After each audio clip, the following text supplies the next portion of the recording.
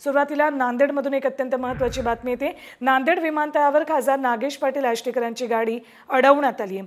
विमानतळावर ठाकरे गटाचे खासदार संजय राऊतांचं आगमन होणार आहे। यासाठी मोठ्या संख्येने शिवसैनिक एअरपोर्ट परिसरात उपस्थित होते।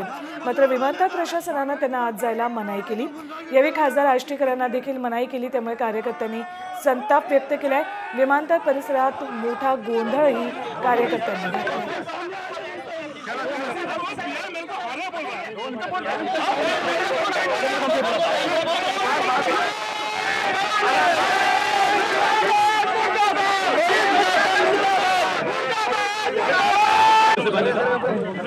अरे बात कर रहा है मेरे को अरे बोल रहा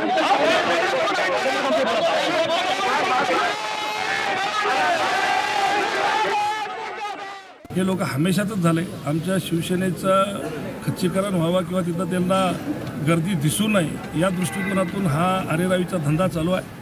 हे आम्ही सहन करणार नाही। आम्ही मान्य करतो या मधामध्ये जाण्यासाठी त्याला प्रोटोकॉल लागतो। नक्की त्याच्या आमच्या जिल्हा प्रमुखाकडून किंवा संपर्क प्रमुखाकडून नावं दिली पाहिजेत, पण पार्किंगमध्ये येण्यासाठी कोणालाही मज्जाव करता येणार नाही आहे। एक गाडी मी इथं संजय राऊत साहेबाला आणण्यासाठी मी रिसिव्ह करण्यासाठी पाठवली होती। त्या गाडीला यांनी अडवलं, जत खेळली त्याच्यासोबत खूप वेळ।